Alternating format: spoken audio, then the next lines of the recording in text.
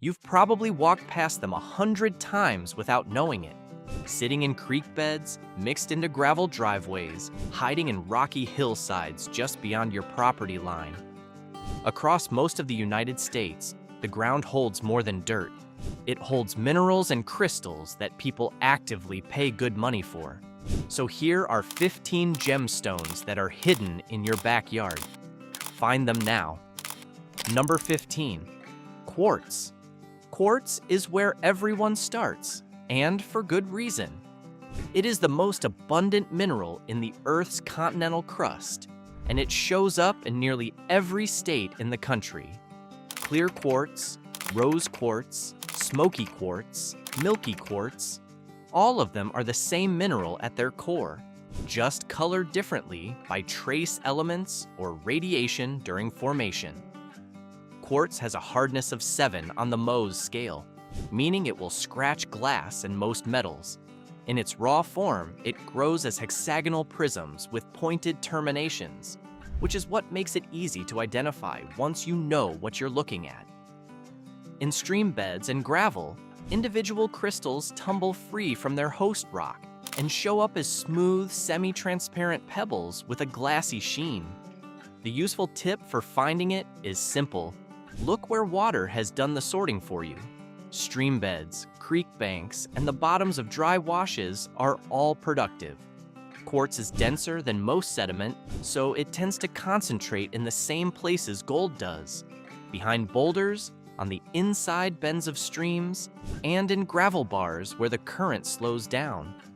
North Carolina is particularly rich, with rock hounds regularly finding clear and colored quartz along creek banks and in plowed fields across the Piedmont region. Daniel Coleman, who runs a rock hounding tour group at the Emerald Hollow mine in Hiddenite, has said that finding mica in your soil is a reliable indicator of nearby quartz. If you find mica, then it's a good indication of the presence of quartz and gemstones. Number 14. Amethyst. Amethyst is purple quartz, and its color comes from iron impurities combined with natural irradiation during crystal formation. It scores the same 7 on the Mohs scale as clear quartz, which makes it durable enough for jewelry and common enough to find in the field if you know the right states to look in. Arizona's Four Peaks mine in the Mazatzal Mountains northeast of Phoenix is one of the only significant amethyst mines actively operating in the United States. The site requires a 9-mile hike in with no road access, no running water, and no electricity. Miners stay on site for 2 weeks at a stretch and helicopter the amethyst out twice a year. That's not exactly your backyard, but it illustrates how productive American deposits can be. More accessible is the Jackson's Crossroads site in Wilkes County, Georgia, where amethyst was discovered in 1988. High-quality specimens from that location were first shown at the Tucson Gem Shows in 2005, and the area still produces material. Beyond Georgia and Arizona, amethyst is commonly found inside geodes, rounded, hollow rocks lined with crystals, in states including Kentucky, Ohio, Indiana, and Missouri. The practical tip: geodes from the outside look like ordinary gray or brown rocks, often rounder and slightly lighter than their appearance suggests. If you find one, crack it open. Sometimes there's nothing inside. Sometimes there's a pocket of purple crystals that's been sitting in the dark since before anything walking on land had a backbone. Number 13. Garnet. Garnet is one of the most widespread gemstone minerals in North America, and it comes in a much wider range of colors than most people realize. The deep red variety, almandine, is the one most people picture.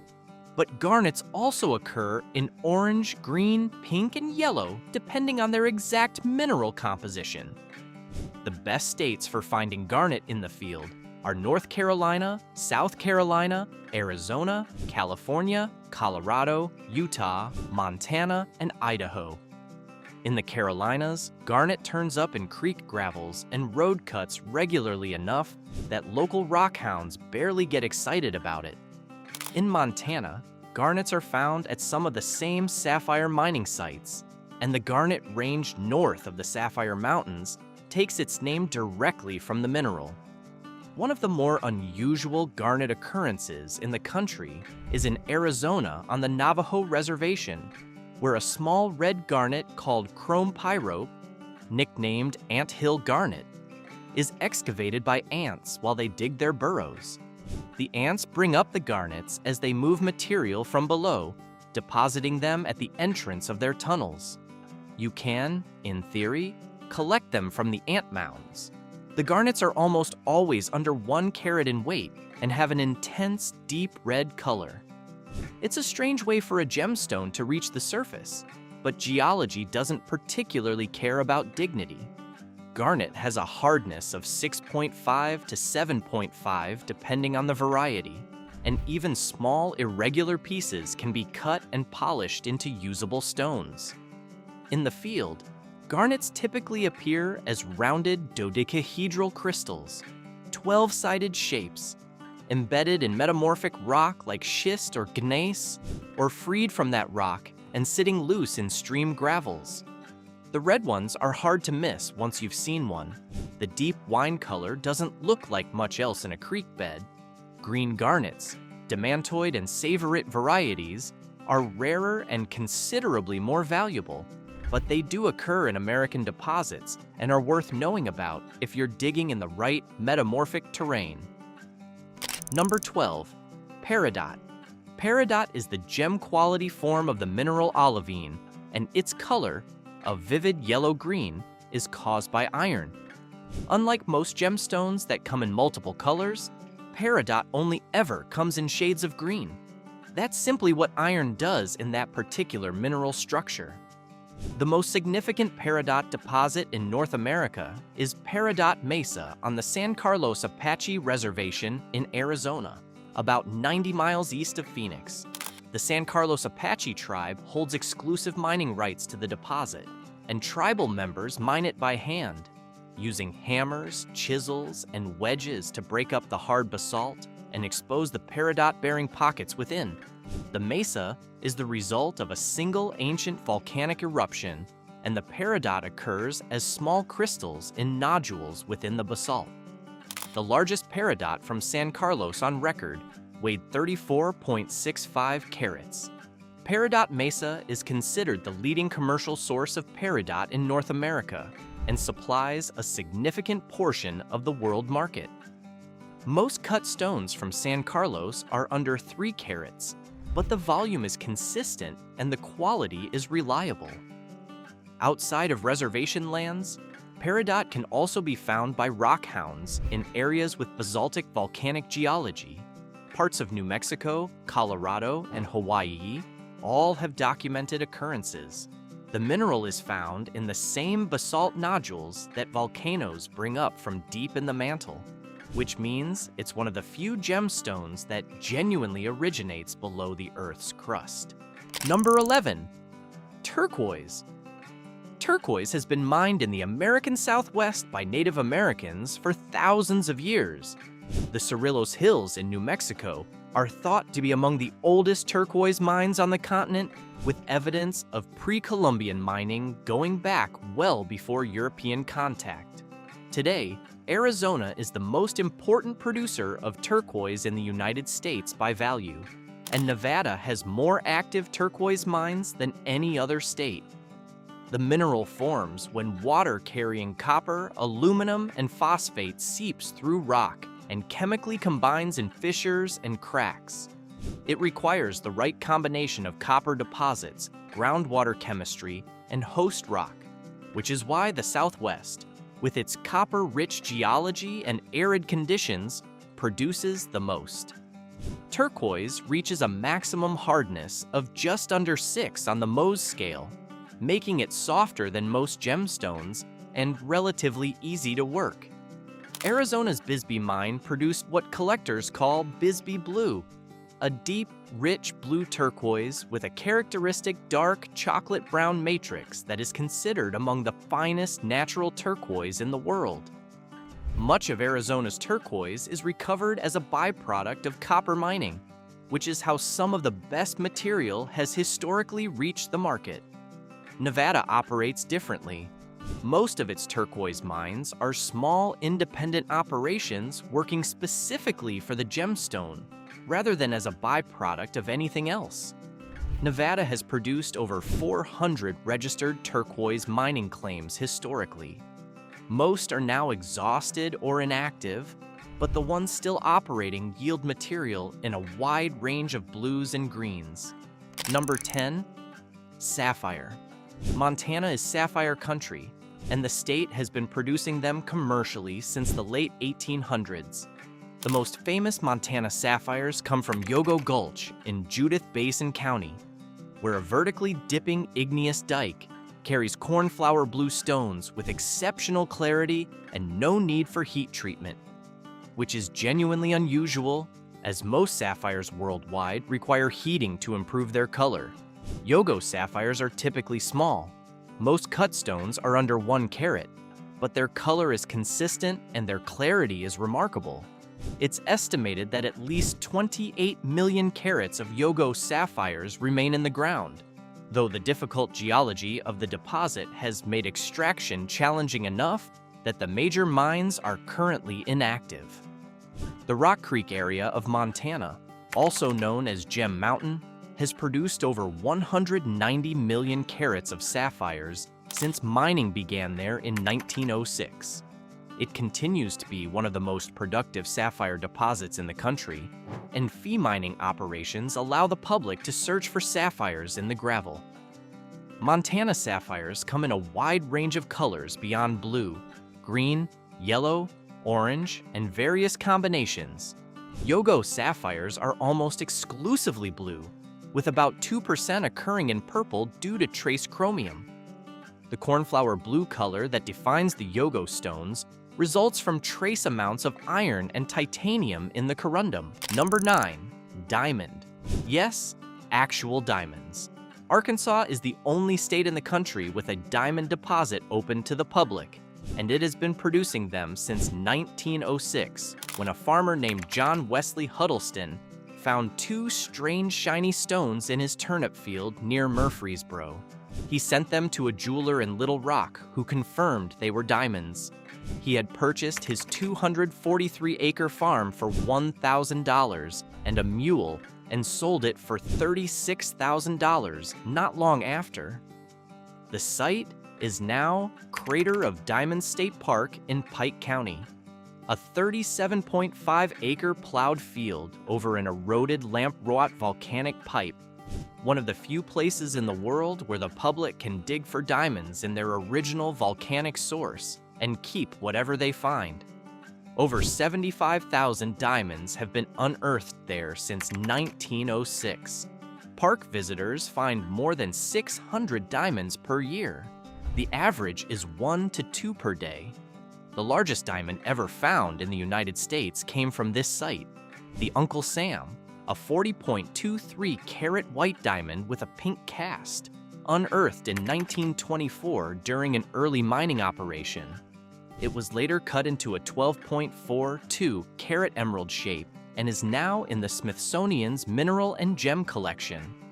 The Strawn-Wagner diamond, found by Murfreesboro resident Shirley Strawn in 1990, weighed 3.03 carats rough and was eventually cut to a 1.09 carat round brilliant that graded as ideal cut, D colorless, and flawless.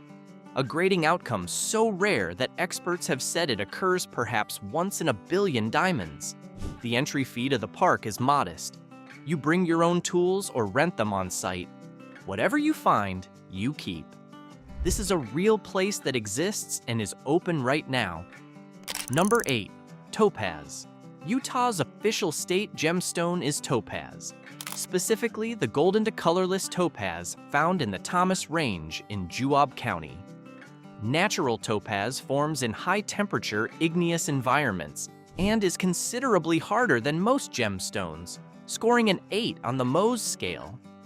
The Thomas Range material has been known to rockhounds since the 1870s, and the area produces crystals in colors ranging from clear to pale gold to sherry orange.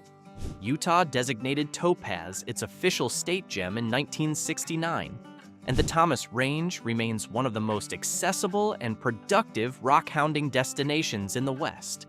The Bureau of Land Management administers the area and allows collecting for personal use without a permit. Natural blue topaz is extremely rare in the field. Almost all the blue topaz available in the market today is colorless topaz that has been artificially irradiated and then heat treated, a process that produces a stable, consistent blue color but has nothing to do with how the stone formed. If you find a blue topaz in the ground, that's genuinely unusual. Texas also has a history of topaz production, primarily in Mason County, where topaz, the state gem, occurs in weathered granite. Collectors still find topaz in the gravels and soils of the Llano Uplift region of central Texas, particularly after heavy rains that erode the granite and expose fresh material. Topaz forms inside igneous rocks and veins, and can also turn up in stream gravels downstream from its source.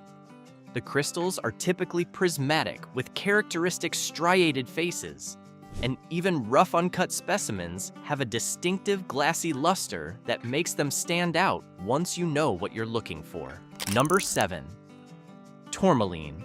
Maine and California are the two most productive tourmaline states in the country, and both have histories of commercial production going back to the 1800s. Tourmaline isn't a single mineral. It's actually a group of related boron silicate minerals that share a crystal structure and come in virtually every color, including stones that are multiple colors in a single crystal.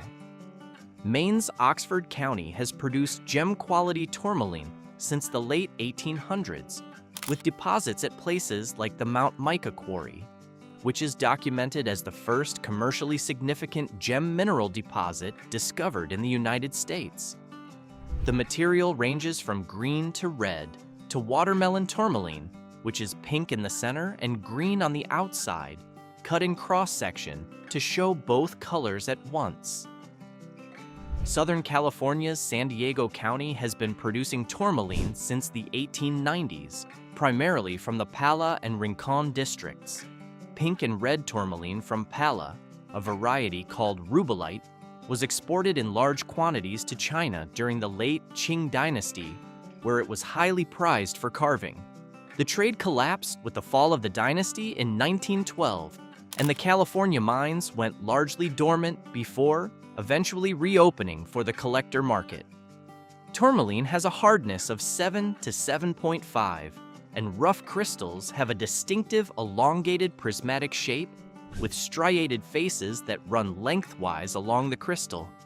They frequently occur in pegmatites, extremely coarse-grained igneous rocks, which are the rockhound's primary target for high-quality crystals. Number 6. Opal. The United States has significant opal deposits in Nevada, Oregon, and Idaho, with additional occurrences in California, Arizona, and Texas. Nevada's Virgin Valley and Humboldt County is famous for producing black fire opals, the most valuable variety of opal, with spectacular play of color in deep backgrounds of black or dark blue. Some Virgin Valley opals are considered among the finest in the world. Oregon produces a completely different kind of gem, the Oregon Sunstone, which is a transparent labradorite feldspar with a distinctive glowing quality caused by copper inclusions. It's the state gemstone of Oregon and is found primarily in Harney County's high desert. Some sunstones are bicolored, showing green at one end and red at the other. The ones with visible schiller, a metallic reflective sheen caused by the copper, are among the most sought-after collector gems produced anywhere in the United States. Idaho has earned the nickname the Gem State, partly because of its opal deposits, along with deposits of star garnet, jade, tourmaline, zircon, and topaz. The star garnet, a garnet that displays a 4 or 6-rayed star under direct light, is found primarily in Idaho and India, which is a geologically interesting coincidence that comes down to shared metamorphic conditions. Common opal, which lacks the play of color that makes precious opal valuable, turns up in a much wider range of locations. It's worth knowing the difference. Precious opal shows shifting rainbow colors when moved in light. Common opal doesn't. Both are hydrated silica, but the internal structure that produces the color play in precious opal requires very specific formation conditions. Number 5. Herkimer diamond. Herkimer diamonds are not diamonds. They are double-terminated quartz crystals, meaning they have natural points on both ends, found primarily in Herkimer County in upstate New York. They're called diamonds because of their exceptional clarity and natural faceting. They grow with 18 crystal faces and a natural sparkle that genuinely resembles a cut diamond when seen in good light.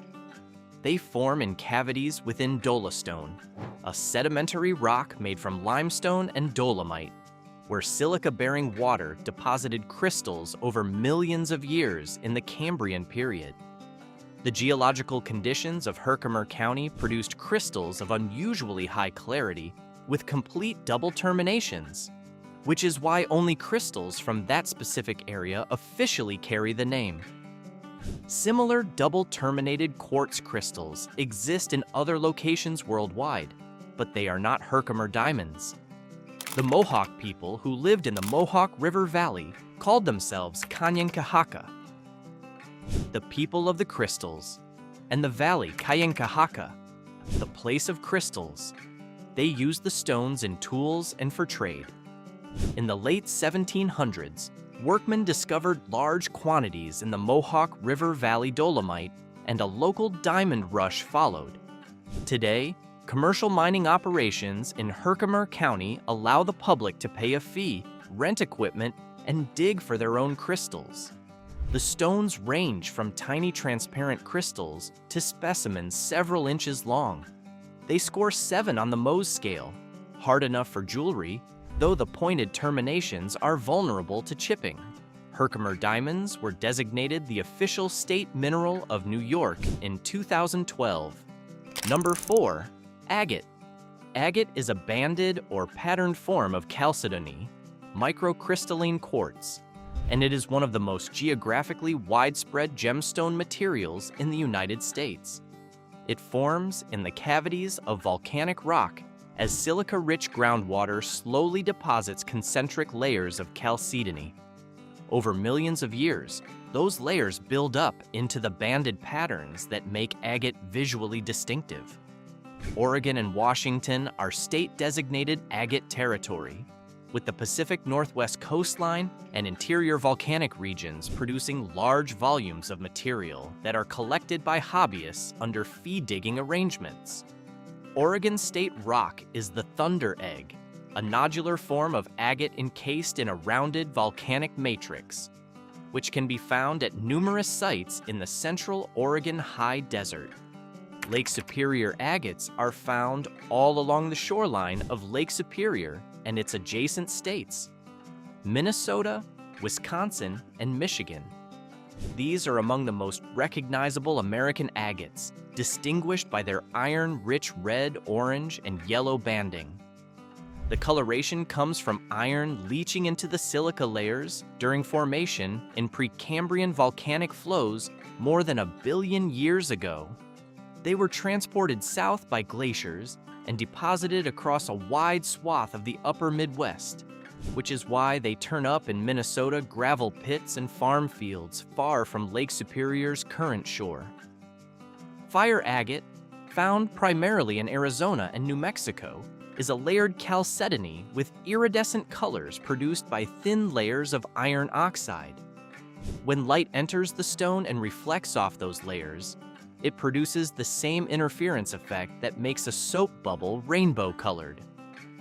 Fine fire agate is a remarkable-looking stone and highly collectible. Slaughter Mountain in Graham County, Arizona, is one of the most well-known fire agate localities in the country, producing material that ranges from amber to green to deep red iridescence depending on the thickness and composition of the iron layers. Number 3. Jade. Jade in the United States primarily means nephrite jade, one of the 2 minerals that share the name jade, the other being jadeite. Nephrite is the tougher of the two, made of interlocking fibrous crystals that give it extraordinary resistance to fracture. It was used by Native American cultures in the Pacific Northwest as a tool-making material for exactly that reason. Nephrite doesn't shatter the way most stones do. California's coast ranges produce nephrite jade, particularly in coastal areas of Monterey and San Luis Obispo counties, where it occurs in metamorphic rock assemblages. The jade is typically dark green to black in color and appears dull and waxy in its natural state. Polishing opens it up significantly. Washington State and Wyoming also have documented nephrite occurrences. Black jade, technically black nephrite, is found in California and Wyoming and has become increasingly popular in Native American inlaid jewelry as an alternative to black jet, valued for its hardness and high luster once polished. Jadeite, the rarer and more valuable form of jade, is not native to North America in gem quality deposits. The spectacular translucent green imperial jade of Southeast Asian jewelry comes from Myanmar. What you're looking for in North American creek beds and metamorphic outcrops is nephrite, which has its own considerable appeal and history, and which is considerably more accessible. Number 2. Citrine. Citrine is yellow to orange quartz, colored by trace amounts of iron in the crystal structure. In nature, it's considerably rarer than its purple cousin amethyst. Most citrine on the commercial market is actually amethyst or smoky quartz that has been heat-treated to turn yellow, which is why naturally occurring citrine in the field is genuinely worth picking up. Natural citrine occurs in hydrothermal quartz veins and in pegmatites, and it's found in association with the same geological environments that produce other quartz varieties. The North Carolina Piedmont region, which is generally productive for quartz of all kinds, also yields natural citrine, as does the Pikes Peak region in Colorado and parts of California's Sierra Nevada. The practical challenge with citrine in the field is that it can be difficult to distinguish from smoky quartz or certain topaz at first glance, particularly in rough form. Citrine is always some shade of yellow to orange. It has the same hardness as all quartz, 7 on the Mohs scale, and the same hexagonal crystal form. If you're finding a lot of quartz in your area, it's worth examining the yellow-tinted pieces carefully. Most will be weathered feldspars or calcite, but natural citrine turns up often enough in quartz-producing regions that it's worth knowing what to look for. The absence of visible inclusions and the clean, glassy fracture surface are good starting indicators. Number 1. Rhodonite. Rhodonite is a manganese silicate mineral with a distinctive rose-pink to red color, often with black manganese oxide veins running through it that create a characteristic spiderweb pattern. It's found in metamorphic rock environments where manganese-rich minerals have been recrystallized under heat and pressure. And it occurs in enough American states to make it a realistic find for rock hounds willing to do some research on local geology.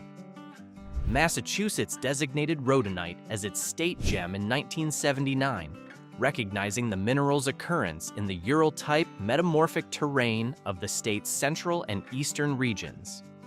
The Betts Manganese Mine in Plainfield, Massachusetts, was historically one of the country's notable rhodonite localities.